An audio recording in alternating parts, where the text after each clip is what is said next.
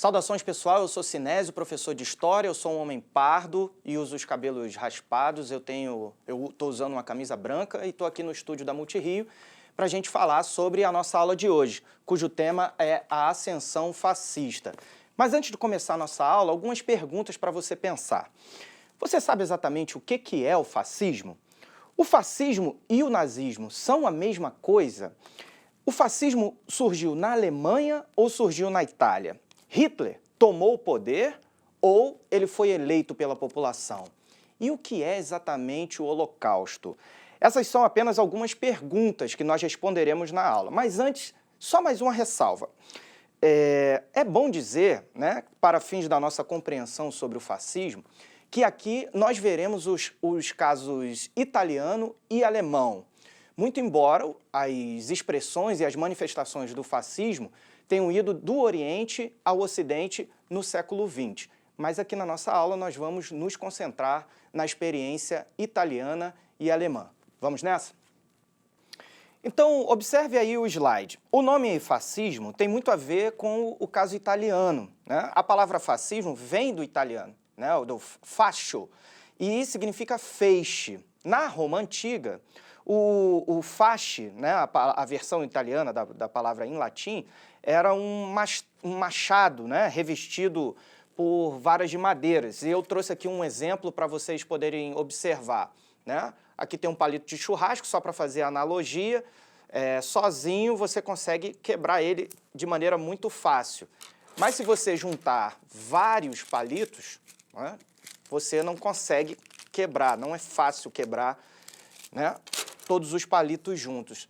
Então essa era uma espécie de metáfora, já que o fasce ele era utilizado por seguranças dos magistrados e era um símbolo de prestígio e de poder e de força e de unidade no antigo Império Romano.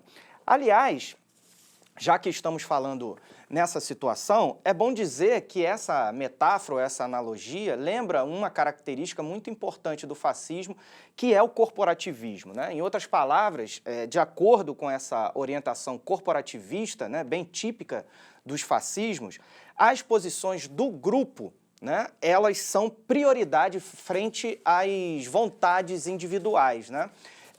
A coletividade é que deve prevalecer sempre. É da corporação que vem a força que impulsiona as mudanças e as conquistas e que gera essa tal redenção nacional. Muito bem, então a característica do fascismo que nós já vimos é o corporativismo.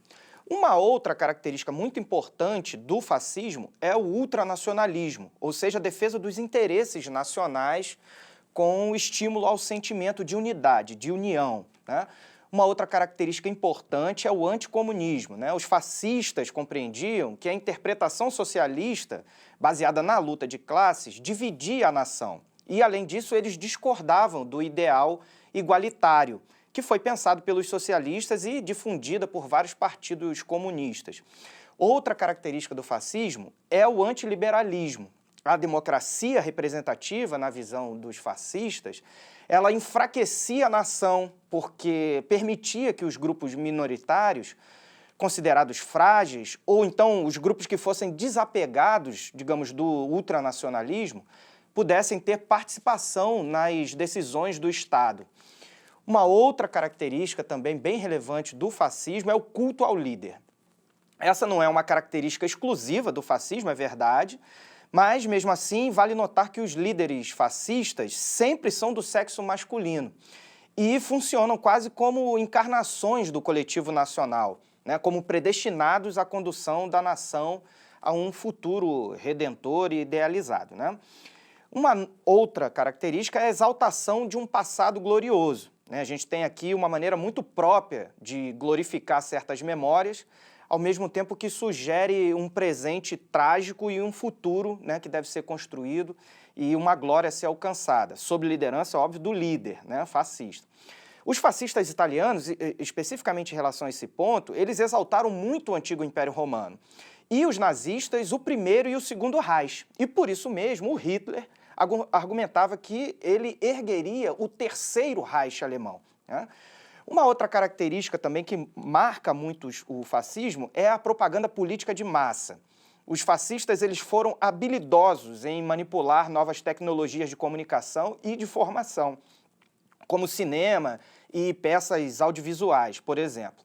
E, por fim, sem querer encerrar a lista das características do fascismo, nós temos aí a defesa da violência como um método político, não é? O êxito do coletivo nacional, de acordo com a compreensão fascista, ela poderia ser alcançada também com o uso da violência, né? Inclusive, isso justificava governos autoritários.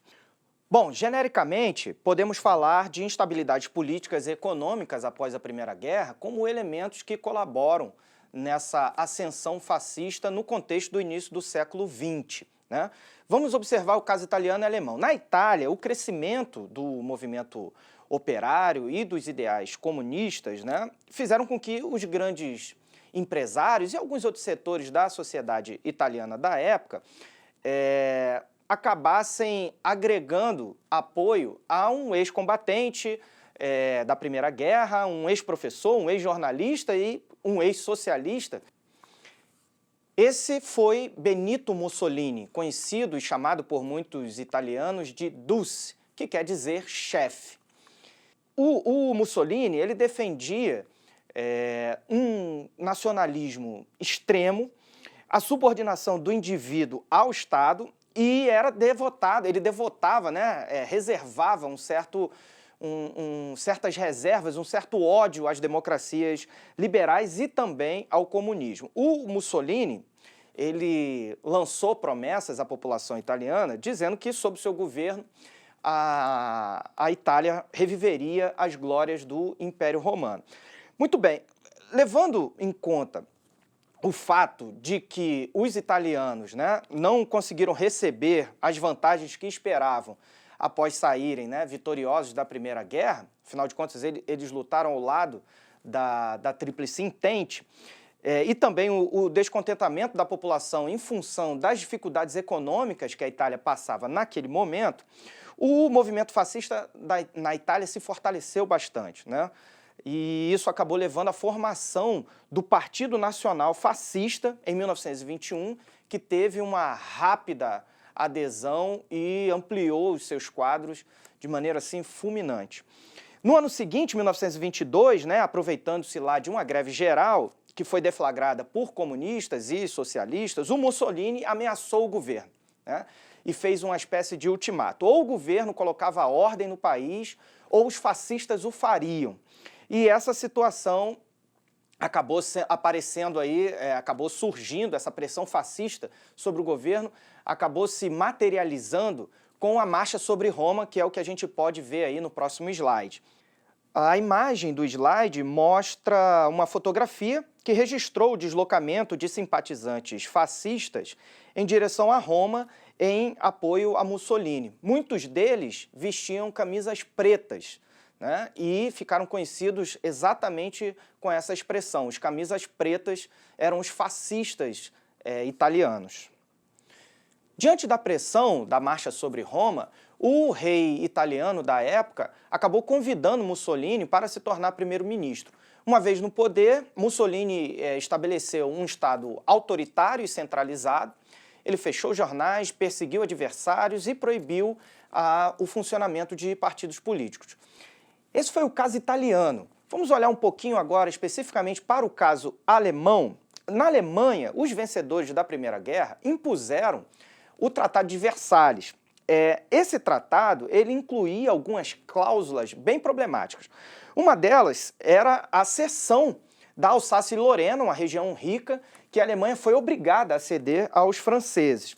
Além disso, eles tiveram que pagar uma indenização monstruosa, que girava em torno de 33 bilhões de dólares. Para vocês terem uma ideia, a última parcela foi paga em 2010, portanto, pouco mais de uma década atrás.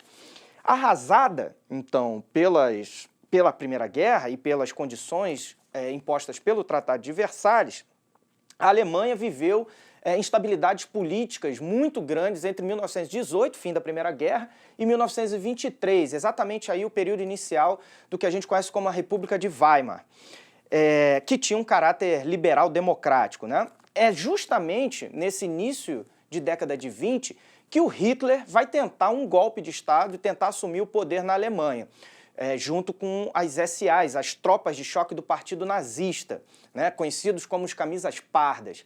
Ele falha, diferente de Mussolini, o Hitler falha nessa tentativa de golpe, ele vai ser preso e na cadeia ele escreve o livro Minha Luta, que é o que guarda boa parte dos princípios do nacionalsocialismo ou do nazismo, né? Aliás, vale dizer que esse período aí da República Liberal de Weimar, acontece a proliferação de muitos partidos, né? O Partido Comunista surge, inclusive o Partido Nacional Socialista dos Trabalhadores Alemães, que é o partido nazista. Essa palavra, esse termo nazi, vem exatamente da sigla, né, do Partido Nacional Socialista Alemão. E é esse, o partido nazista, a expressão do fascismo na Alemanha.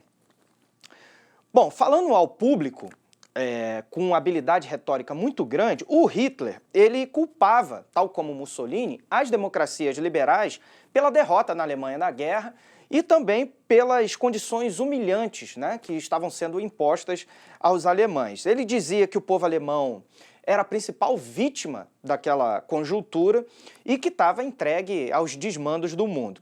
Com orgulho ferido, vocês podem imaginar que a população alemã ela foi, digamos, seduzida por esse discurso do Hitler, que era ultranacionalista, antiliberal e anticomunista, né? Além da estabilidade política, né, é bom também a gente destacar os elementos econômicos aí rapidinho que afetaram a Alemanha, né?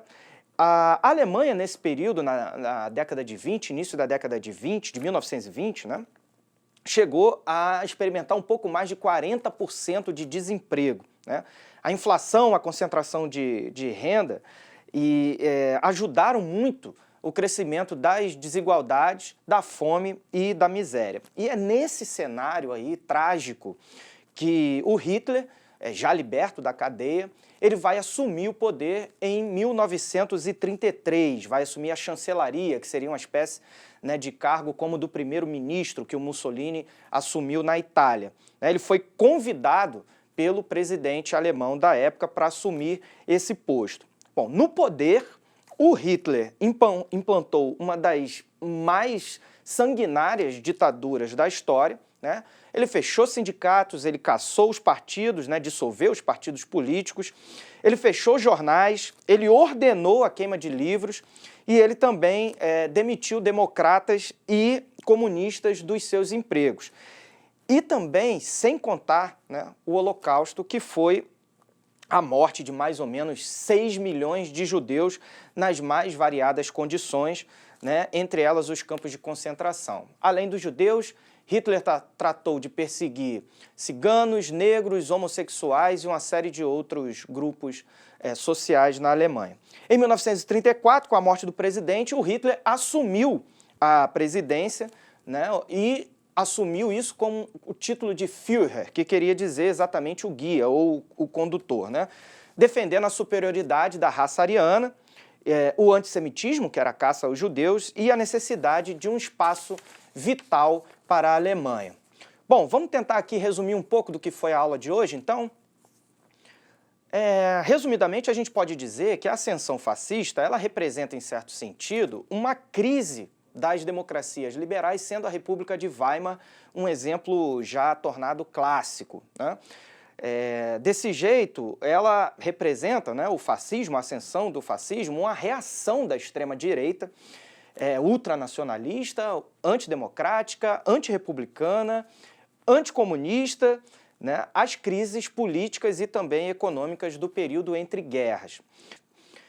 Bom, em síntese, o desemprego, a falta de esperança decorrente da Grande Depressão, a de 1929, favoreceram o surgimento em vários países, né, de políticos e partidos autoritários que acusavam as democracias liberais de fracassarem nas soluções desses problemas de ordem política e também de ordem econômica.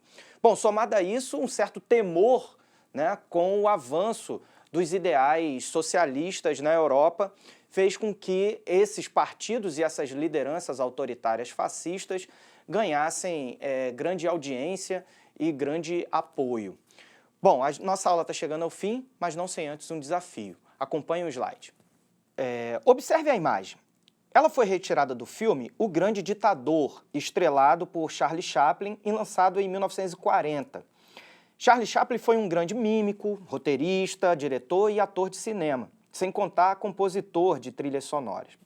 Bom, nesse filme, o Charlie Chaplin faz uma paródia da ascensão fascista. Com base na imagem, identifique o sujeito histórico e a ideologia política que inspiraram Charlie Chaplin no filme. Bom, a nossa aula fica por aqui. Nós nos vemos na próxima aula de História. Tchau, tchau.